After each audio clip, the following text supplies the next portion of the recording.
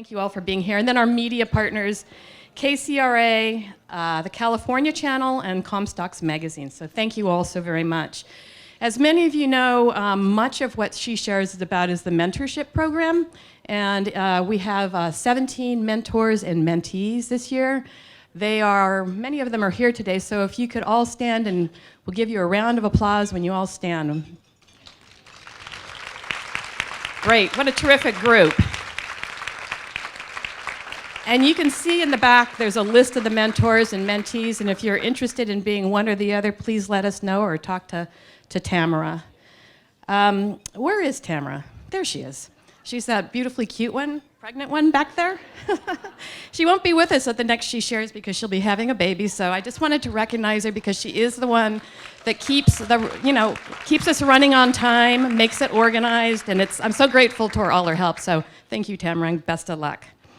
Daryl Steinberg will be here, he promises. He's going to be sitting up here, so he's on his way in, but I just wanted to recognize him before we got into our program. So let's get to the program because I know that's why all of you are here today, and it's a pleasure to be able to introduce Doris Matsui, who I consider to be a very, very dear friend. In the year of 2004 and 2005, my oldest daughter was an exchange student in India, and I was there visiting her in 2004 or 2005 over the holidays.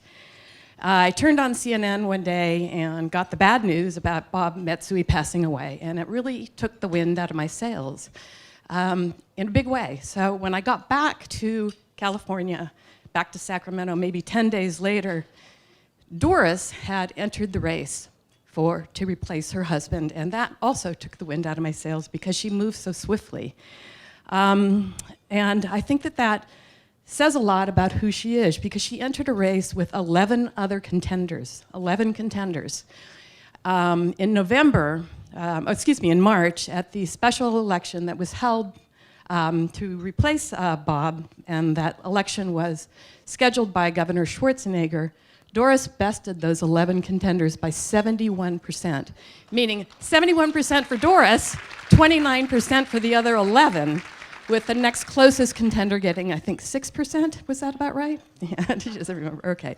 So I tell you that story because, to me, it says everything about who Doris Matsui is and what she means to this community and how she addresses so many things. So just at the point in her life, when she was quite possibly at the lowest ebb of her life, she found the inner strength to move forward, and to move forward with clarity and definition in the most positive way, and to do something fairly amazing. So that's who she is, that's how she addresses her life, that's how she addresses issues that are before her, that's how she addresses her legislative policy, and that's really just who she is.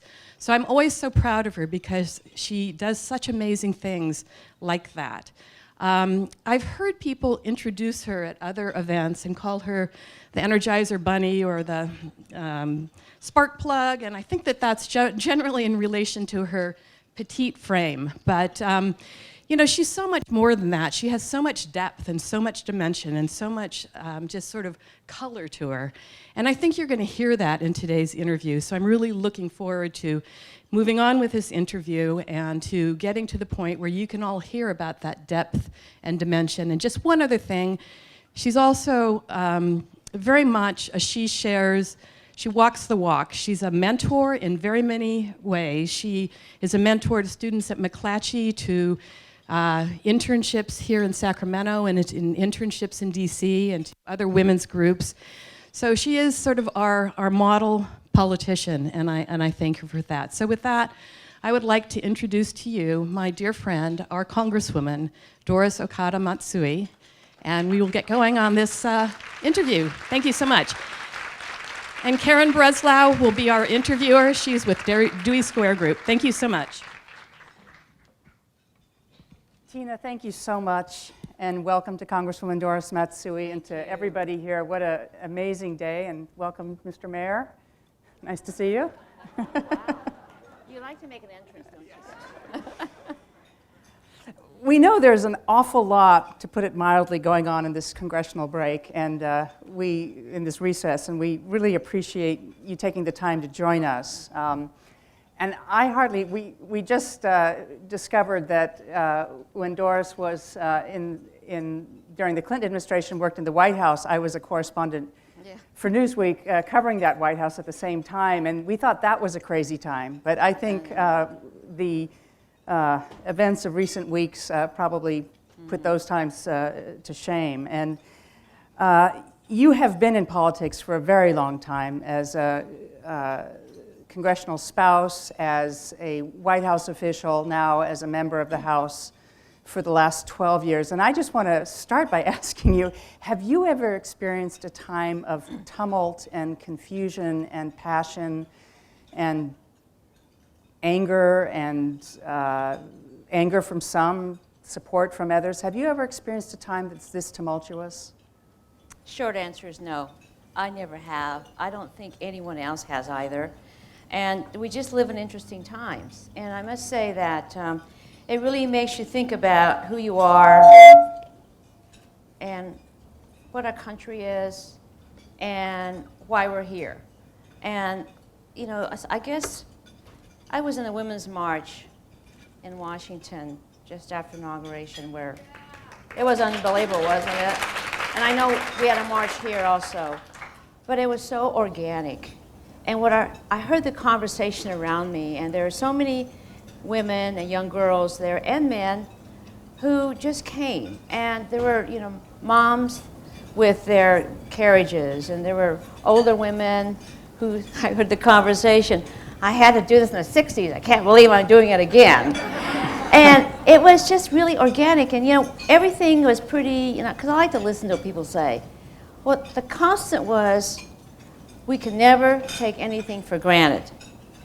And I think about that all the time, because we say that, you know, my mother used to say that, my father said, don't ever take everything for granted. And at times in our lives, obviously, you know, something happened, we stopped ourselves, oh yeah, we can't take that for granted. But in our country today, we cannot take anything for granted.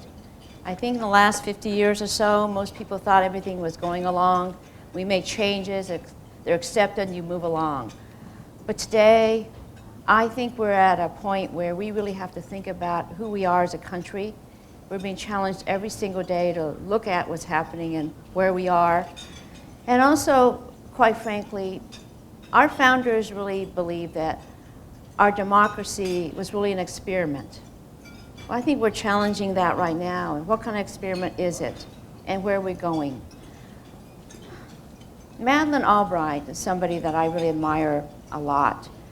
And I remember a conversation with her one time about what was happening in the Middle East. And we remember that Arab Spring and what was happening in Egypt. Mm-hmm. And I said, you know, there was such energy and just such excitement and all the social media and communications that never worked out. And so the military took over, obviously. She said to me, Doris, you know, they didn't prepare for that. You have to have institutions. You have to have people there, political parties, whatever. You have to have that, because otherwise it falls apart. That's why today I am really, really very concerned, because our institutions are being undermined. So it's really up to us to realize what we must do, where we stand, and what we can do in order to be engaged. And let me say this. We are very lucky to have a country that we can be engaged in. There are countries around the world, you have no choice at all. We have choices here. And many times we've not really participated in that way. It's time now, and I see women here, and I'm excited you're doing what you're doing, and you've got to step it up. And I think that that's what I saw during the march and heard during the march, that we've got to do something. We have to stay engaged. We have to find what we can do in order to ensure that this country goes on for our children, our grandchildren. So anyway, that's a long way of your answering you. Okay. What are you hearing from your constituents? I was driving up this morning and heard some of the attendees at Representative Chaffetz's town hall in Utah, which went wild. Yeah. And I'm curious, what do you hear from your constituents, and what is most concerning to people right now? Well, it's really interesting because I have had many phone calls and emails and, Facebook things because, and usually you get some, but you don't get a whole lot. Usually it's about Social Security and Medicare, their own concerns about their own lives. But I cannot believe the number of calls that I've gotten, letters I've gotten, personal emails about the fear, and this has been organic too, about losing health care. And also too, another thing is they're afraid too about what happened with their immigration status, very concerned about what's going to happen. And there's another concern too about our country vis-a-vis what the president thinks about Russia. Now that's out there, and I was very surprised that my constituents are talking about that too. So it's, I have a constituency which, they're standing up and saying, what's going on? And that's my constituency. I see some of my colleagues on the other side getting it like I can't believe it. It's incredible. And I have to hand it to Tom McClintock. He keeps having these town halls. Yeah. So many Republican members of Congress are not having the town halls at all. And so, I got to hand it to Tom. He's willing to go out there. Take the heat? Take the heat. Hear the questions? So healthcare, immigration, and Russia. Yeah. Wow. I want to start with the immigration question. What do you make of the newest order on deportations, on the ICE crackdown? I think they're saying it's basically what Obama did, but it's not basically what Obama did. The orders might have been there, but it's like it's on steroids now. Right now, we didn't think at all that 11 million people would be at risk to be deported. Now I think that there's that possibility, because it's just, if you happen to be in close proximity to someone who's questioned, you could also be, you could also be brought in too. And it used to be that you'd have to create really a felony, a bad offense, But in some of these cases, they're just little misdemeanors. But you might be all rounded up there too. Or a traffic offense? Yeah, right. So right now it is really, we don't know yet, because I think they're still trying to figure it out. They don't have the personnel to do all this either. So they want to hire a lot of people for this. And that's going to be very difficult. Who's going to pay for that too? So I think it's yet to know what's going to happen there. But the thing is that I get calls from people who are so afraid, so scared, that they don't even want to go to the doctors. They don't want to do anything because they're afraid that someone's going to discover that they're out there and just accidentally maybe get swept in. Before that time, we had the refugee ban too, which was totally unbelievable, because we had started getting calls, and we are not a point here, our airport here isn't like an international airport, so we're not at the point where people would come in. But people would come in through San Francisco or Los Angeles, and we get the calls from the rescue people. And so it was so unbelievable to me, the language that was used around this. But what made me proud too was people who stepped up, and people who didn't have any, they didn't have any relationships at all with any refugees, standing up and saying, this is not us. This is not our country.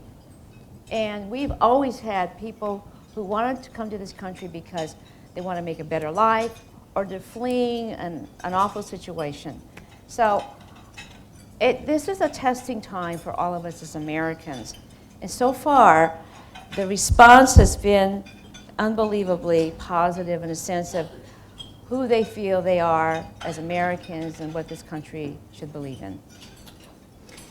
We're going to come back to, there's a lot of current events to get to, but I want to talk about an anniversary that we recently observed, which was the 75th anniversary of the Executive Order 9066 that President Roosevelt signed, which interned some 120,000 Americans of Japanese descent, among them your parents, who were then young people. I wanted to ask you, you wrote very movingly in the Bee about that experience. How, it was something you hadn't talked much about until then. Talk about your thought process and what led you to talk about this experience publicly and to be as public as you have been recently. You're right. I've not been as public about this as this is the first time I've been so public about it, in fact. But, you know, my parents were American citizens. And my father was born in Los Angeles, my mother in Reedley, California. And her father was a farmer, a successful farmer. My father opened up a seed business with his friend.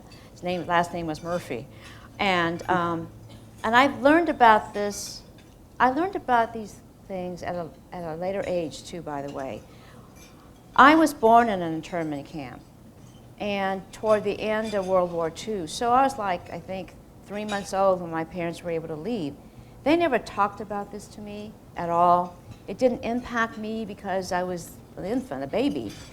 And I also believe that they didn't want to burden me with their experience because they wanted me to move ahead and just like reach for the stars, just do everything I wanted to do. And I'd hear conversations about camp and someone they knew before, and he's in Chicago or whatever, and I sort of knew, but what I didn't experience was their emotions at all. And so, I just grew up, just a regular person, and did all the normal things an American child would do, and I went to college, Berkeley, and I met people there who really were very affected by the internment, or else their parents were, and were talking about it. And then you start realizing that, most of the people who were sent to camps were American citizens. How could they do this, right? No due process. They were just had a notice one day to report to a certain place and then go on and be sent to a camp. And you think about that, you think, wow, how could this wonderful country do that? And, I think I started realizing that this is terrible, and I started asking my parents about it. And we started having conversations about what it was all about, how horrible the camps were. They were hastily set up. They were in a desert, so they had gaps between the boards that made up the walls. There was no privacy at all. The food they got from the military was basically, I think, whatever they got as far as a protein or meat was like, I think, mutton or something like that. So they hated that, and they had no vegetables or fruits. So it was, to me, like the worst possible thing, which it was. But what captured me, and I think probably helped me a lot, because my parents, and by the way, they didn't know each other when they went to camp. They met there, and they married there. And so I was born there. That's where that all happened. But, so, the thing is that they tried to make the best of this horrible situation. They were able to keep the families together, and they understood how important community was. So they decided, as a community, we have to have schools. So they set up schools, because there are a lot of children there. And they thought, we need to have a laundry. We need to have that. So they set that up. And they set up an area where they can actually cook the food that they wanted, right? And they also thought, we need to grow our own vegetables because the stuff they give us is horrible. It's on cans. So they decided that we have to figure this out. There are a lot of farmers here in the camps. So they figured out they have to have an irrigation system. They figured that out, and they planted vegetables. So they're actually able to have nice vegetables and some fruits too. And I was listening to this, and there was no bitterness in my father's voice. He was just telling us what they had to do. And they stayed together. This perseverance is, to me, unbelievable. My mother was a wonderful seamstress, so they had places where, they're making clothes for people. She also made wedding dresses, which was unbelievable too, because people were getting married in camp.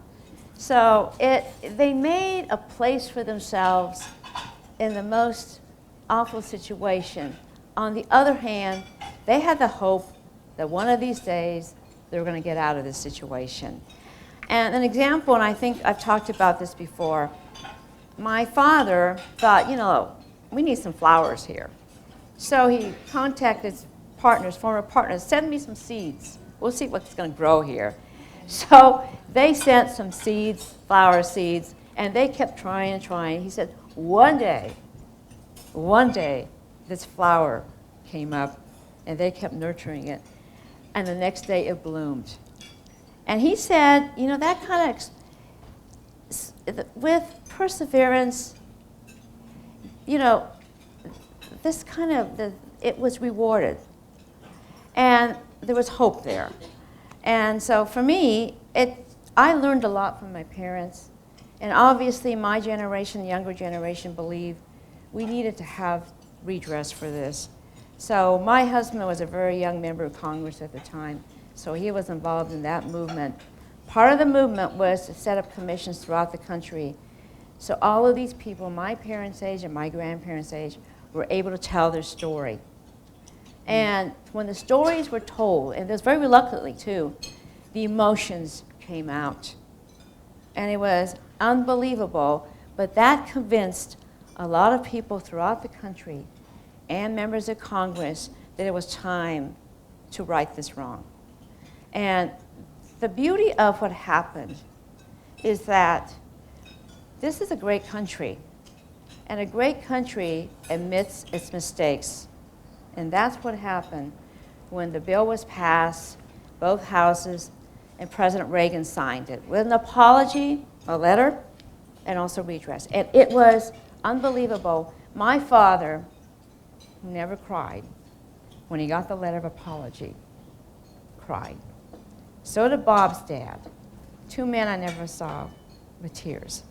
And so that's what it meant, because they really felt that their country had turned against them and thought they were disloyal, and yet they were as loyal as you can be. So anyway, that's why today when I see what might be happening with people looking at each other in a way like, you're different from me, you don't belong here. That sets up to me, this could happen again. And I really feel that we have to speak out about it, and people are speaking out about it, so that we can remind people who say these kind of things, let's not do this again. I believe this is settled law. Let's not do this again. So anyway, that's why I'm talking about it more, because I'm thinking about my grandchildren in particular.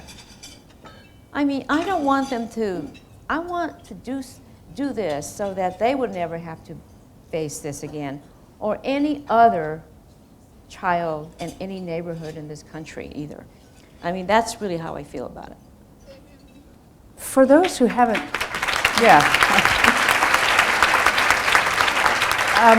for those who haven't seen it, there's a very moving exhibit at the California Museum, which many of you might be familiar with, about the internment. And I, in preparation for this conversation, went and took another look earlier this week. And one of the things that struck me was the rationale for the internment of American citizens of Japanese heritage, right, of Japanese Americans, which was, it was a national security imperative.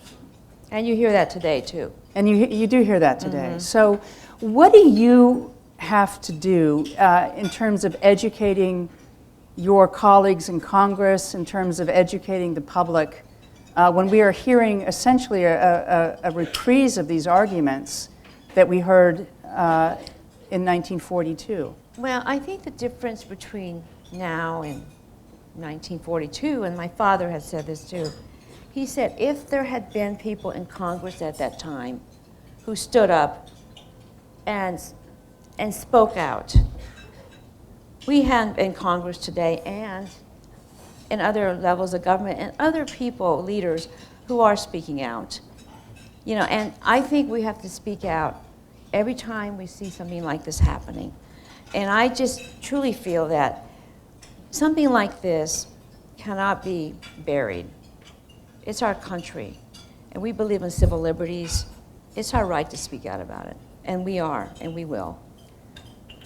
And one of the, I was really struck. I got very choked up looking at a photo of a GI. Oh yeah. From this. What was the name of the unit? The Japanese. The 442nd. The 442nd. The most decorated group in unit this country. in all of Right. World War II. Right. And these soldiers went back in uniform, fighting for the country that was imprisoning their own parents. Right. And visited their parents in tents and in barracks and sitting on cots. Right. And I found that just stunning.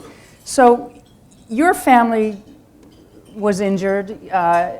Your husband's family was also injured. He spent time as an Bob infant. was, I think, 6 months old. 6 months old, right? When he went to camp. So how does this experience inform your approach as a lawmaker? Well, I think, you know, as I said before, I think it tells you that, you know, we have a great country here, but even in this country, we still have to try to get better, try to keep things going. We are not a stagnant society. We are very much a dynamic society. And I think our dynamism is because of the people we have in our country. And this is important because as we move on and we see the world changing, it's important to keep this in mind because as citizens of the United States, we also have to interact with the rest of the world too. And I think more important than ever now, I think we're stronger because we have people from different backgrounds who can bring their stories, who can help us as we move forward in what we do to legislate. Because we're not separate anymore. And I see what's happening in the rest of the world, and it's important for us to demonstrate who we are in the best sense.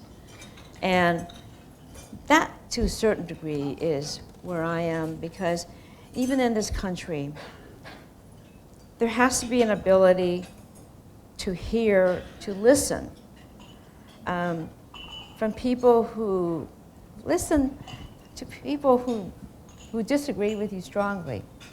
But listen.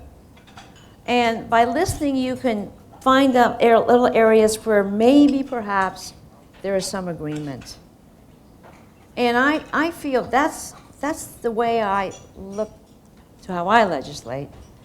I have friends on the other side of the aisle, and we talk about our kids, talk about, you know, where we're going to go on vacation, and all these kinds of things, because you have to talk with each other and listen, and it makes it a lot easier when you really have to do some important work, because you're building some trust, and that's so important. You know, I don't know how many of you, probably not yet, but gone to the African American Museum in Washington, D.C. It is unbelievable. I happen to be on the board of regents of that institution, the Smithsonian. And when we made the decision to build that museum, it was George Bush who signed that to go, let's go ahead. And obviously in the Congress we had people like John Lewis. And it was a Republican and a Democrat. And the Smithsonian looked at that and said, this is what we have to do, because if you look at the history of our country, if you look at that, I mean, you look at why the people came in originally from Europe, usually trying to escape religious persecution. You realize what happened, the stain that we had on our country was slavery. And you look at what happened, it's almost like the African American Museum is the arc of history. Every step along the way, you can see where we were in this country and what challenges we had. And we survived that, and yet we're not there yet. We're not finished yet. And everything that I feel we're trying to do is getting to that place. And that means that we're a nation that is always moving toward that place.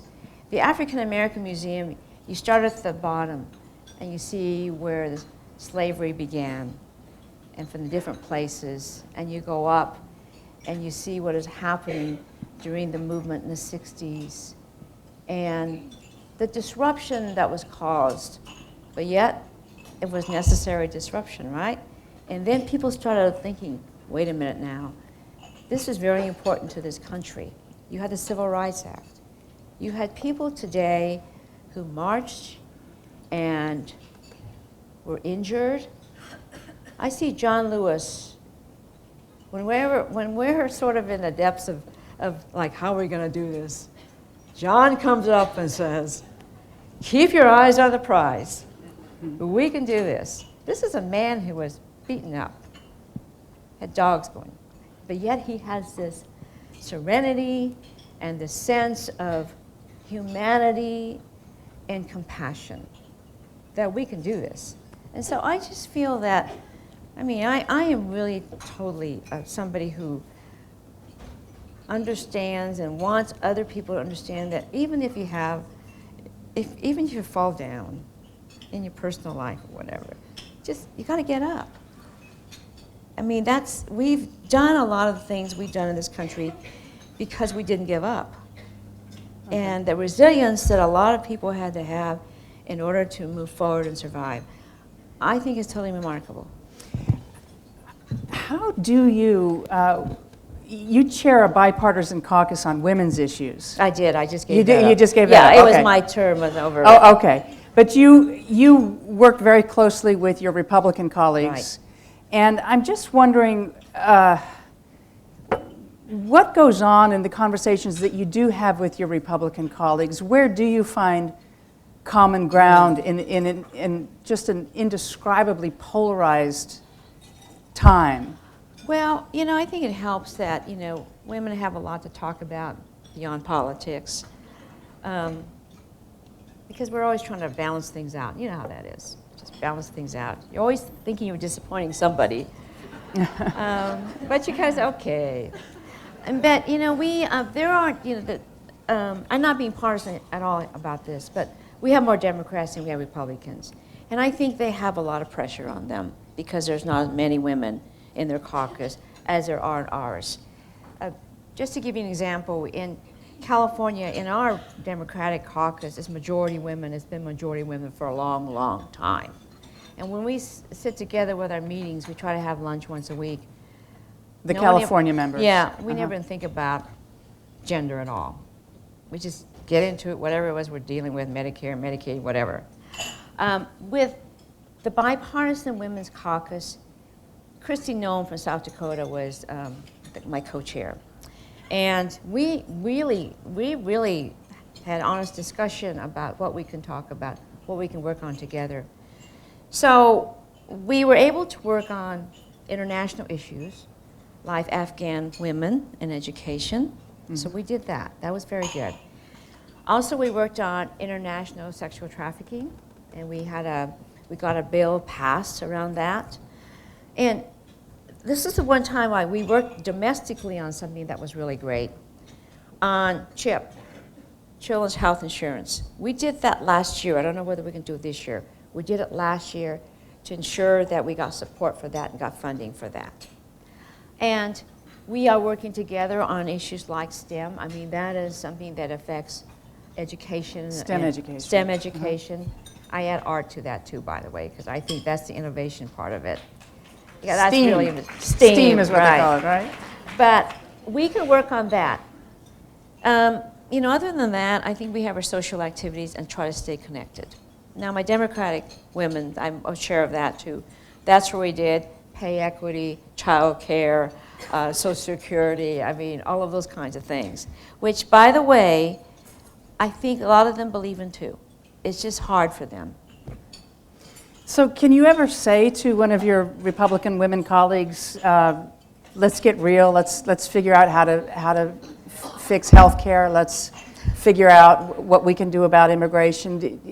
Is there any movement in the House? Well, I think when we can be helpful is maybe on the edges there to try to see if we can move people, individual members.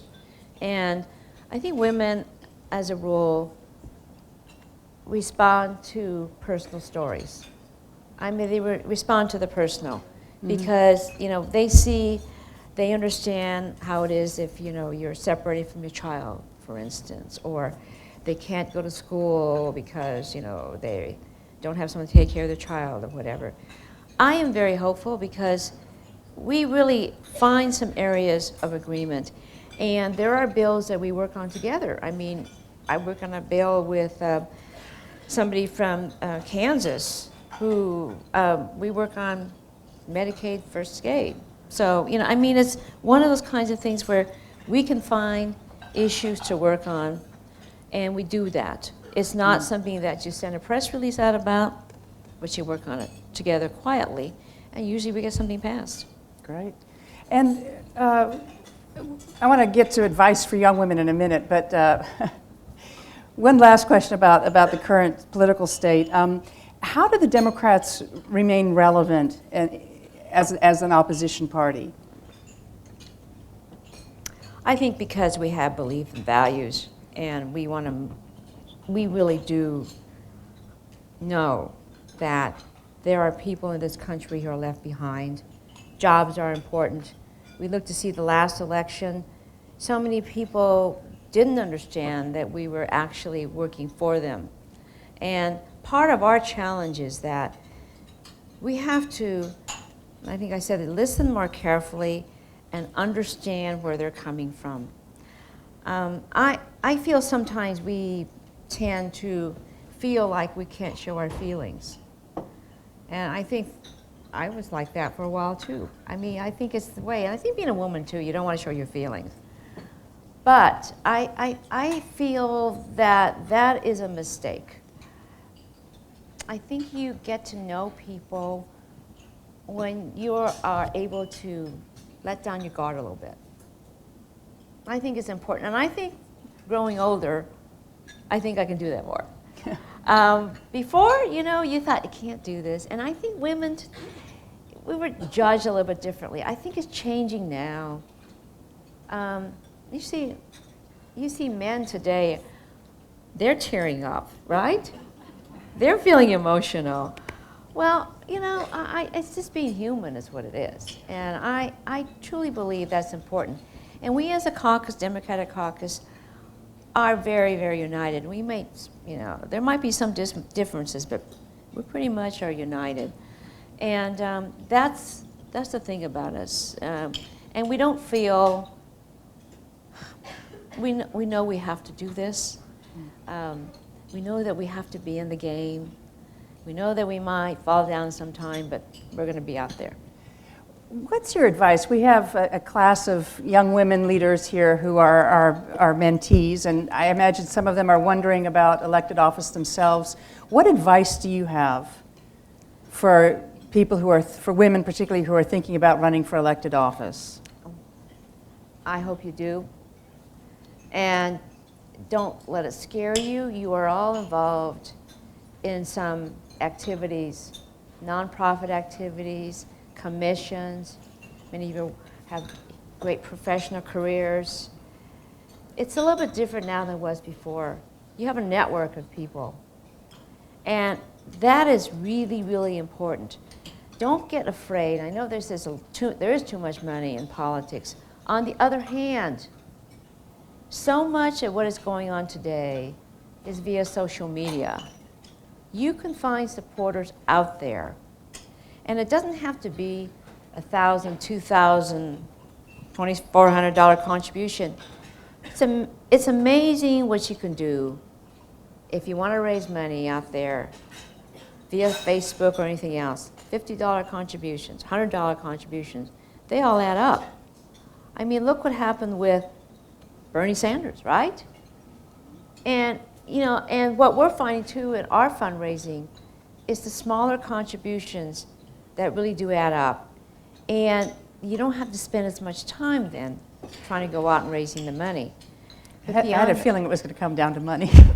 It will, but no, let me get beyond Yeah. that too, because it takes a conviction that you want to do something.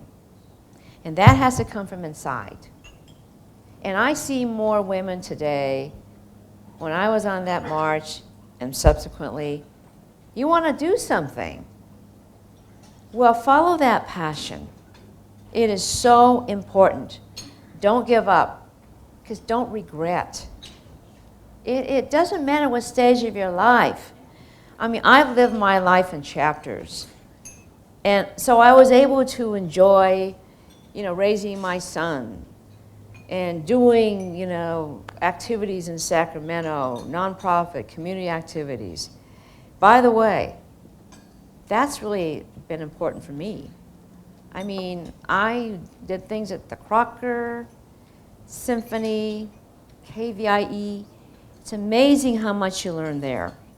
Use that. And you're making contacts there too, by the way. And that was really my beginning. And I feel you shouldn't discount that at all. There is so much going on. Use the energy you have today, the passion, things you don't want to take for granted. I think it's an exciting time to be young today.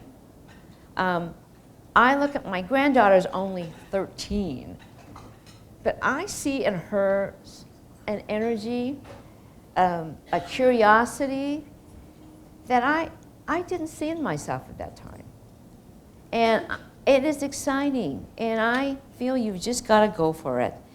And also understand that you might fail. But you know what? You learn a lot from failure, and you got to pick yourself up again. There are members of Congress today who had to go, some women, in fact, who had to lose once, learn something, come back again, and they are successful. And there's something about knowing that you can do it, you manage to fall down, but get back up and get stronger. And that's goes for life too, you know. Sometimes things happen, right? And you think you can't do it, and you can do it. And I just have that advice for you. You know, just go for these things. Understand that life is something that you cannot expect to be the same. Things change all the time. And move forward, knowing that what you do today, you are probably creating your own luck because you're preparing in some way, and when the opportunity comes, you're there. And I'm just excited for many of you who are just starting out. There's so much that you can do, and so much other women who have been there want to do to help you. And many times we didn't have that before. We have that today. And I just feel lucky to be able to do what I'm doing, and I want to help any of you who want to do what I'm doing and more. All right. So It's a great offer. So I know you all have a lot of questions, so we'd like to open it up to questions. Michelle has a microphone. If you could just raise your hand, introduce yourself so we know who's speaking, and then take it away. Michelle, go ahead. Hi there, my name's Michal Haramati. And I'm one of the new crop of mentors in the She Shares program, so really Yay. excited to be here and to be part of that. My question was about the desert flower. I thought that was such a terrific story that you told. Do you remember what the flower was you know that what? bloomed in the desert? You're the second person, and my father's gone now, so I can't ask him, but I'm going to have to do some research on that. I don't know what the desert flower was, but I remember my father told me about that. I just thought, you know how it is. You can see the flower and you can just see that was a culmination of hope there. And it was great, but I'm trying to find that. Yes.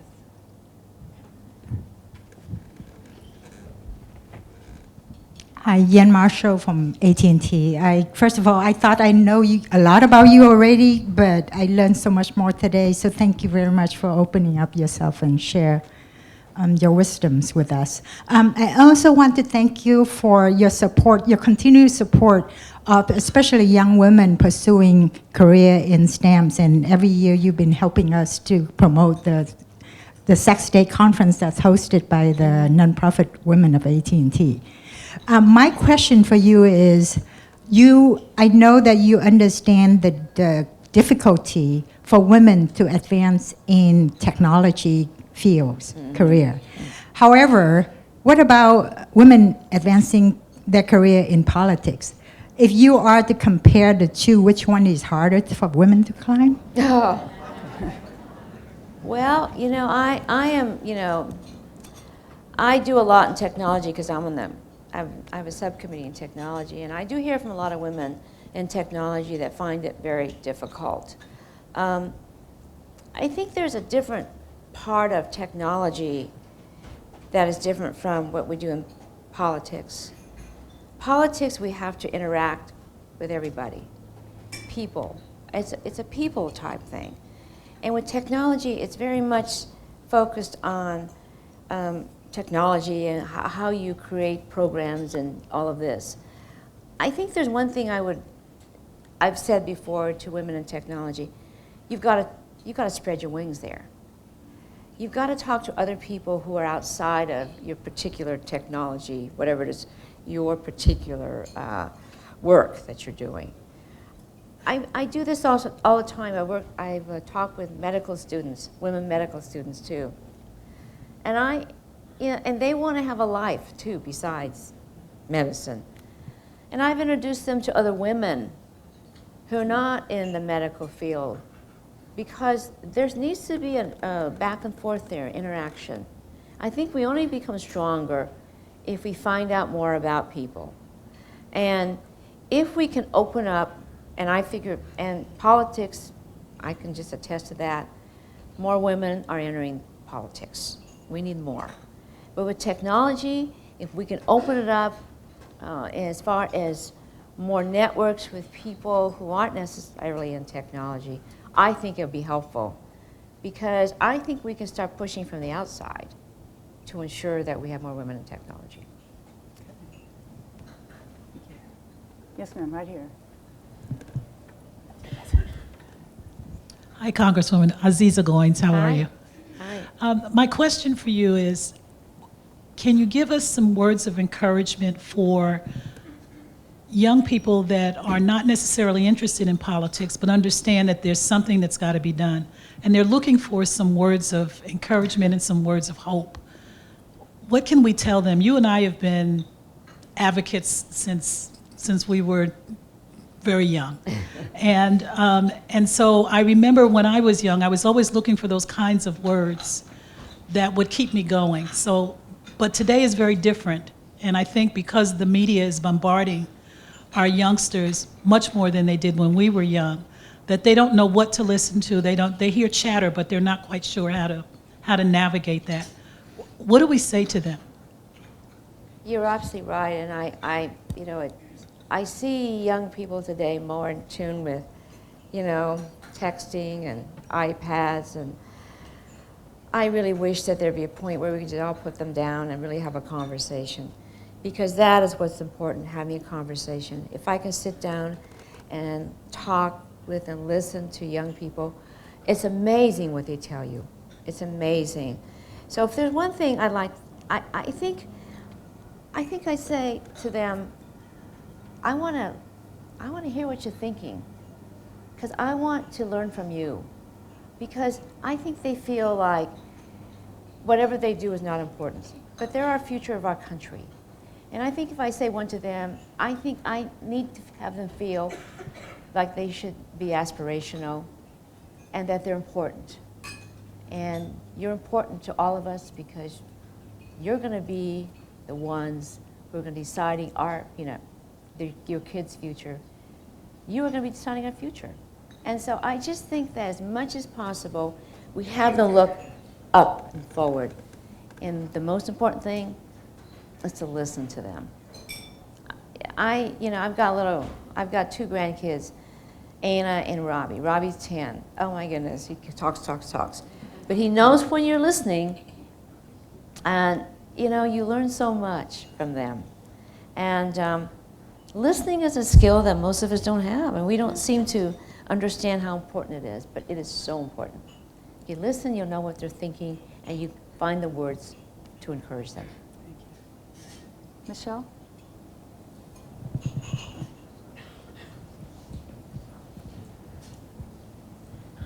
Michelle Moskowitz, greetings from your alma mater, UC Berkeley. Yes. Thank you so much for all your insights and inspirations today. I wanted to ask you about scientific research funding in the new administration. Yes. I just saw you roll your eyes. Which is pretty much what everyone at Berkeley has been doing. And there's a lot of concern about Rick Perry, just at the Department of Energy, but other agencies and NSF, NIH. How worried should we be? What should be our approach right now with advocating for scientific research funding from places like Berkeley and around the country?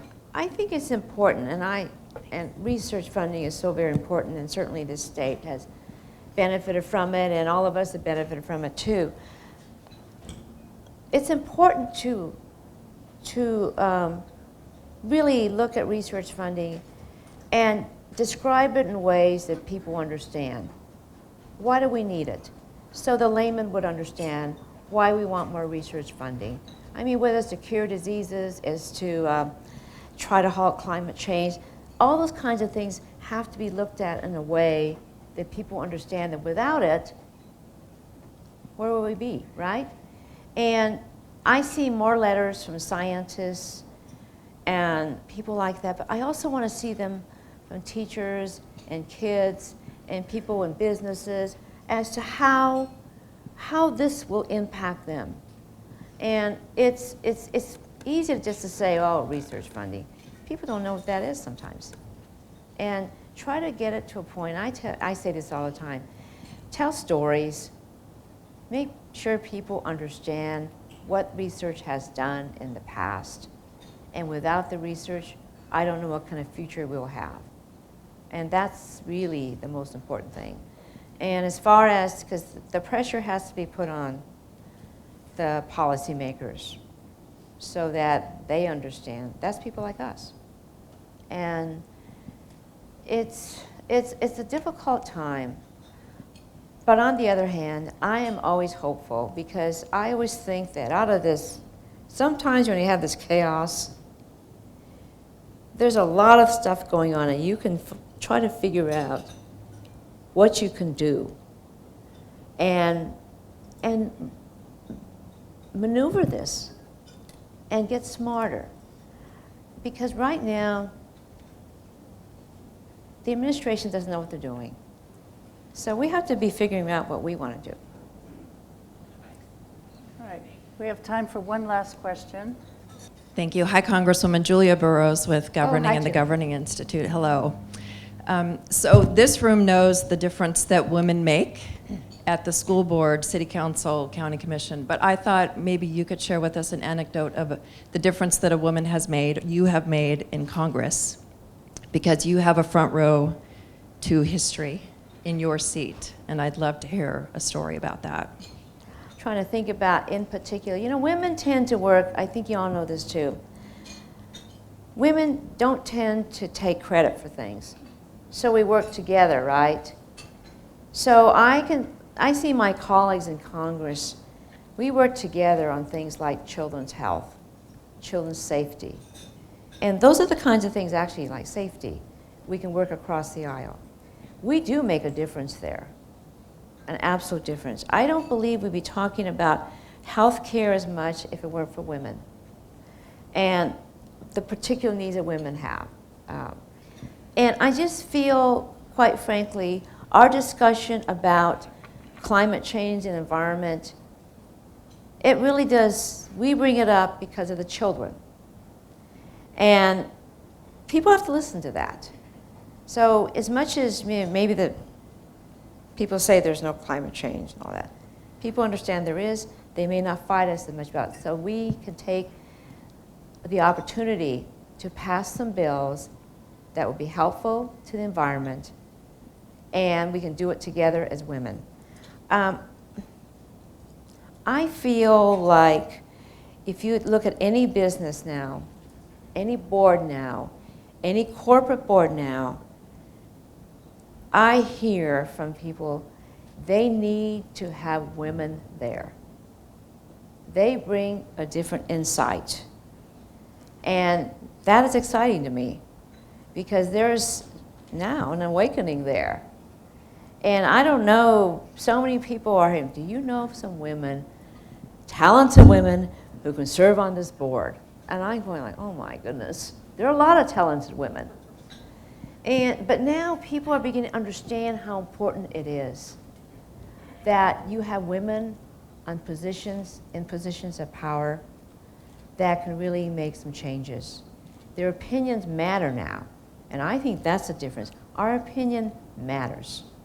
And collectively, when we have an opinion, they listen to us. So have opinions, ladies. That's important.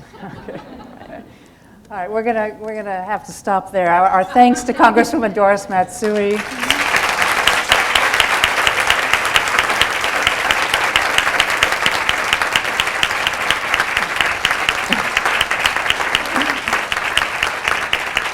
And to the hardworking staff at Lucas Public Affairs and the Dewey Square Group. Stay tuned. We're going to have another She Shares this spring. Thank you all very much for coming. Thank you.